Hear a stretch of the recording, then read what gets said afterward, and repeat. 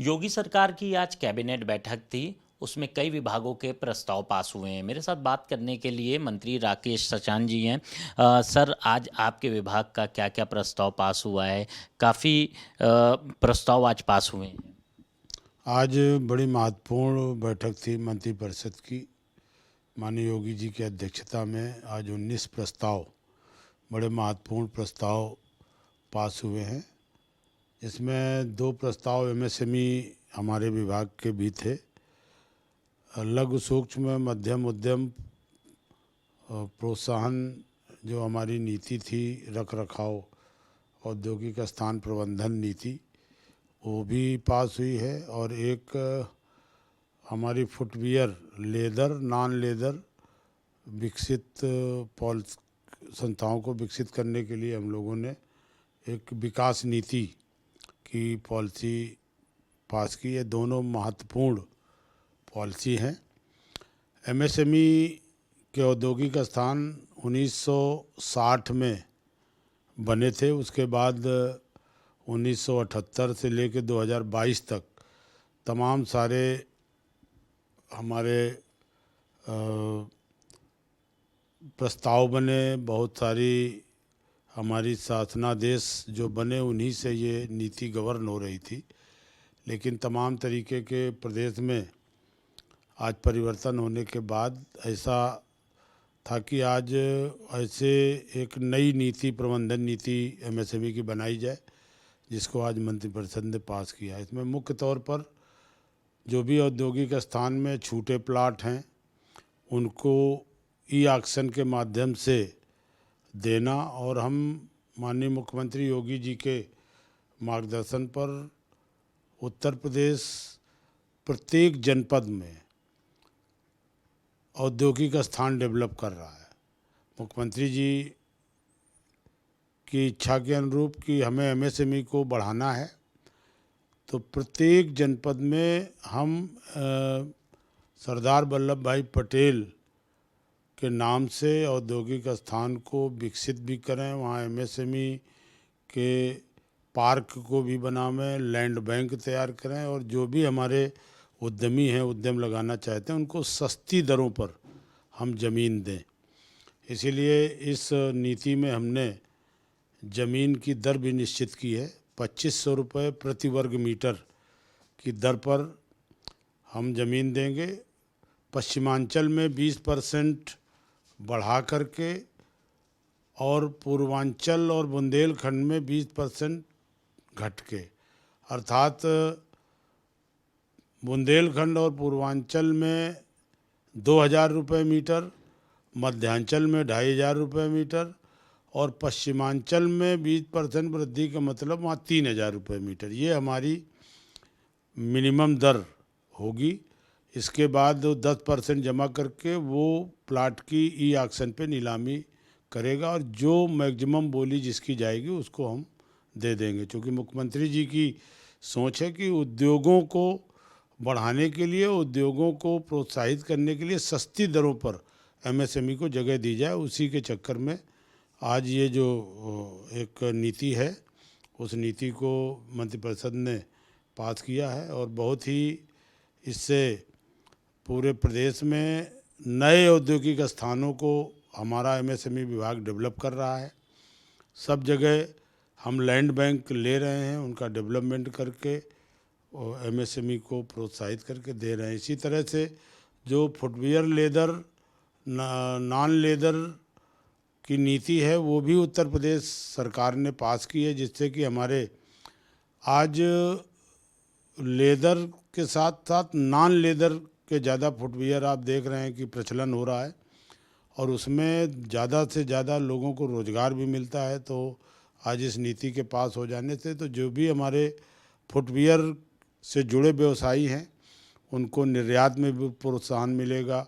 तमाम तरीके से इंसेंटिव जो हमारी औद्योगिक नीति में है, एमएसएमई नीति में है, उनको भी दिया जाएगा। और इससे उत्तर प्रदेश में लंबे रोज़गार का सृजन होगा, जिसमें कि लाखों हमारे ऐसे नौजवान हैं जो प्रशिक्षित हैं, उनको रोज़गार भी मिलेगा। तो ये 2 पॉलिसी बड़ी महत्वपूर्ण पॉलिसी हैं जो आज मंत्रिपरिषद ने पास की है। इससे एमएसएमई से जुड़े जितने भी हमारे इंडस्ट्री के चलाने वाले लोग हैं उनको लाभ मिलेगा। सर एमएसएमई डिपार्टमेंट काफ़ी महत्वपूर्ण डिपार्टमेंट है। जो युवा उद्यमी हैं, इस नीति से उनके लिए क्या कुछ खास रहेगा? देखिए, युवा उद्यमी विकास अभियान 5 लाख रुपए बिना ब्याज बिना गारंटी के ऋण देने की योजना बड़ी महत्वाकांक्षी है और उसमें अब तक हम लोगों ने 2,800 करोड़ से अधिक का ऋण हम लोगों को बांट चुके हैं। 5 लाख रुपए बिना ब्याज बिना गारंटी, ब्याज भी सरकार देगी, गारंटी भी होगी सरकार लेगी और 10% मार्जिन मनी भी देगी। इसमें 1 साल में 1 लाख नौजवानों को जोड़ने का लक्ष्य है। इस साल हमारा लक्ष्य 1.5 लाख का था, जिसमें अभी हम लोग 39,000 लोगों को बांट पाए हैं और अभी बड़ा टारगेट हमारे सामने है और हमारे विभाग के 75 जनपद में बैंक से सामंजस्य करके अभी और ज़्यादा से ज़्यादा लोगों को जोड़ करके इस योजना से हम लोग लाभान्वित कर रहे हैं। इसका मकसद है कि हमारे जो युवा हैं, अभी युवा कॉन्क्लेव यहाँ राजधानी में हुआ जिसका माननीय मुख्यमंत्री जी ने उसका शुभारंभ किया था। वो 3 दिवसीय चला। उसमें 150 से अधिक जो हमारे युवा थे उनको प्रदर्शनी लगा करके हमारे तमाम सारे प्रदेश से और बाहर से लोगों को बुला करके कि उनको एक आइडिया मिले कि हम 5 लाख रुपए बिना ब्याज बिना गारंटी के ऋण लेकर के कौन कौन सा उद्योग लगा सकते हैं, कैसे रोजगार से जुड़ सकते हैं। 13 विश्वविद्यालयों के साथ एमयू हुआ और हमारे तमाम सरकारी संस्थाओं के साथ एसआर आलम और तमाम लोगों के साथ भी एमयू हुआ है, जिससे कि हमारी युवा उद्यमी विकास अभियान की योजना जन जन तक पहुँचे, युवा इससे जुड़ें। और इसमें एक ऐप का भी शुभारंभ हुआ। तो सब ऑनलाइन है, सारी ऑनलाइन जा कर के हमारे युवा इस स्कीम को देख सकते हैं।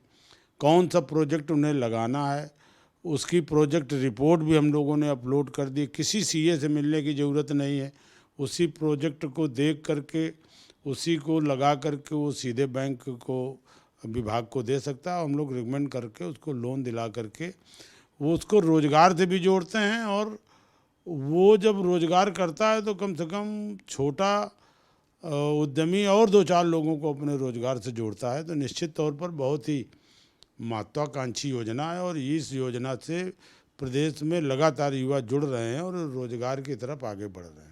एक और सवाल है, आज राहुल गांधी ने एक बड़ी प्रेस कॉन्फ्रेंस की थी, उसमें उन्होंने चुनाव चोरी का आरोप लगाया है। जो चुनाव आयोग है उस पर काफ़ी गंभीर सवाल खड़े किए हैं कि चुनाव आयोग इलेक्ट्रॉनिक डाटा नहीं देता है।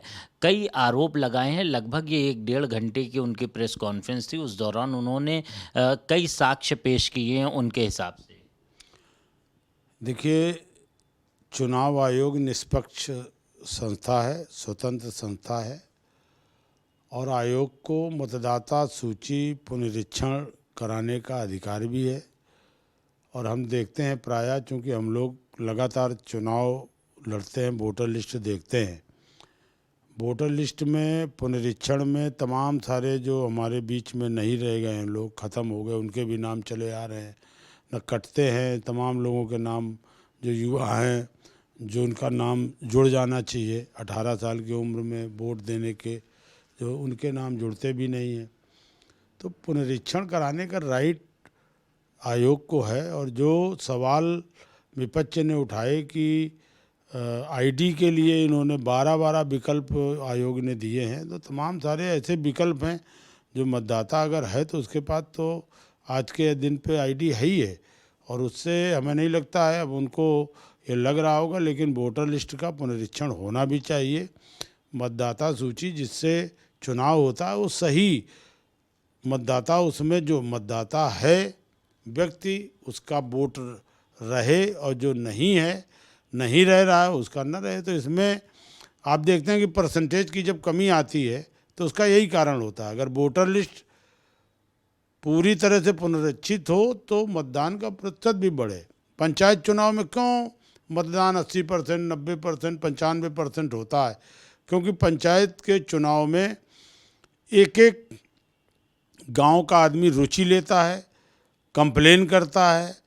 जो वोटर लिस्ट बनती है वो एकदम छन के बनती है, सही वोटर लिस्ट बनती है। इसीलिए जब मत पड़ता है तो उसमें प्रतिशत बढ़ जाता है। विधानसभा लोकसभा में मत पूरे गांव का विधिवत पड़ता है, लेकिन प्रतिशत आप देखते हैं कि कभी 55, कभी 60 तो रहता है। तो मतदाता सूची पुनरीक्षण होनी चाहिए, इसमें सवाल खड़ा करने का कोई मतलब नहीं है। सारे लोगों को, राजनीतिक दलों को मिल करके एक बार चुनाव में जो मतदाता सूची है उस मतदाता सूची को सही तरीके से मतदाता सूची बन जाए। ऐसे लोग जो हमारे देश के नागरिक हैं, उनको, जिनका मत है, उनको मत देने का अधिकार बना रहे। इससे कोई वंचित न सरकार करना चाहती, न सरकार की मंशा है, ना आयोग की मंशा है। लेकिन जो गलत मतदाता सूची में नाम दर्ज है तो पुनरीक्षण करके उनके हटने चाहिए। बहुत शुक्रिया हमसे बात करने के लिए। राकेश सचान जी थे जिन्होंने कहा कि जो आज 2 प्रस्ताव पास हुए हैं वो काफ़ी महत्वपूर्ण थे, उससे कहीं ना कहीं जो युवा हैं उनको काफ़ी लाभ पहुंचेगा।